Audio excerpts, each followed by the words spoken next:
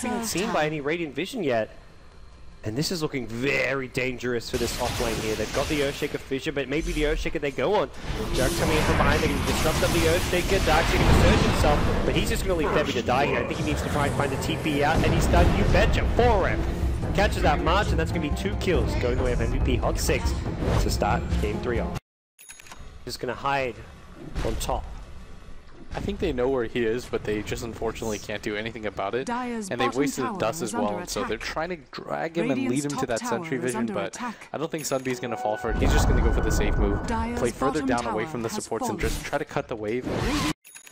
Nice rotation. Cure was ready, and this feels like the first game where Cure, yeah, he's fed a few times, but he still seems to be playing more disciplined than he did in the previous 2 games. I don't know what it is. Yes, I mean, that's certainly like the first like big turnaround play he's made, but even that last death, it's like, well, it doesn't feel like that was a tilt death. Like, BKB about to wear off, he gets silenced, now the stun, off the mark, KP ran past, goes forward to the Shadow Team, looking for the SD, Heen gets slow, KP, nice surge will get him to safety. That's the only kill out of everything though, as now he's going to run into the Brood, gets the kill with double the Queen of Pain, QO, coming up big there.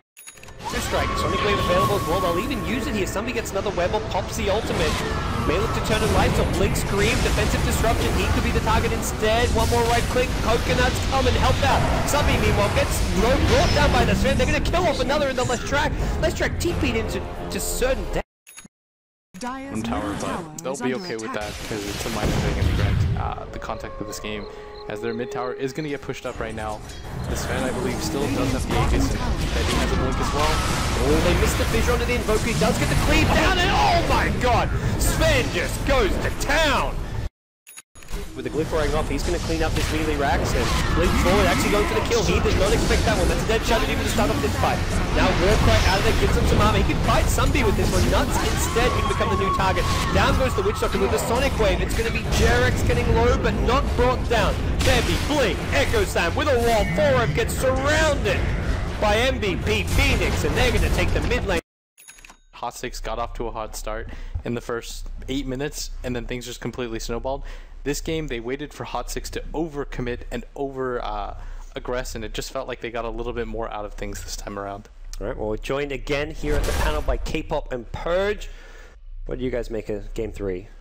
Kind of Phoenix rising from the ashes at the start of that series and coming back strong. I think they might have a chance to come back in this game, maybe even a little bit of a reverse all kill. We'll see. They're looking strong here, though.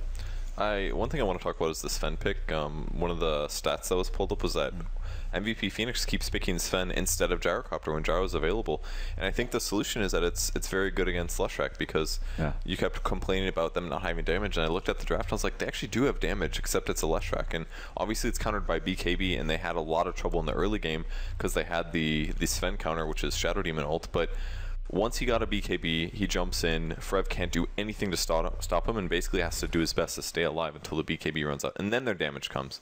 So I think the Sven's really good at beating really tanky magic casters such as Leshrac, and it may be the carry that they need to beat it, because Gyro can do it, but it has to be solo target with Rocket Barrage, or you have to have Call Down or some amp damage there. So I think the Sven works really well against that. The other thing I really want to point out is just that the Broodmother did almost nothing in the game. Right. The Vlad's really accomplished nothing. I think he should have gone more of a carry build. Even, he turned his ulti on in teamfights. He'd be hitting somebody, it did nothing. Especially against Warcry.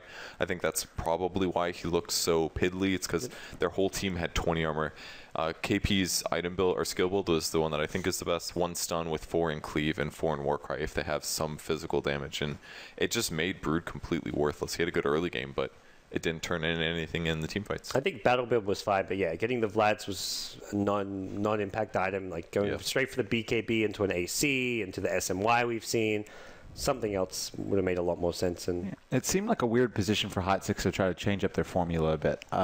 They won kind of playing their game of Dota, and I feel like this is still their game of Dota, but it was a little bit different. The Brood, the Invoker last pick.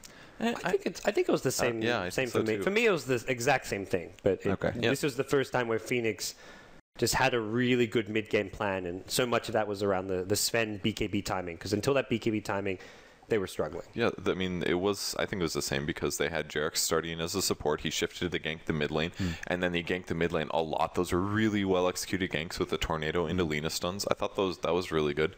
And then they countered the Sven with the Shadow Demon ult, but once the BKB came, it just countered their lineup so hard, and that was the issue. They either needed an Ags on Shadow Demon to just permanently slow the Sven to prevent him from doing any damage, which would have been pretty darn difficult to farm unless he dedicated jungle, or maybe slightly different picks. So they just got countered way too hard in the mid game, I think. Yeah, I was really worried about the Sven without a Wisp that game, but it seemed like the Darkseer kind of did a similar job, and instead of getting him in position to do the fights, the Blink plus the Vac was enough to really make sure he didn't get kited. So that was a good combo there. And an old combo that we've seen for a while, actually. All right, well, that was Game 3. We are at a 2-1 setup with HOT6 still leading. We'll see what we can do with Game 4. That is coming up just after this break.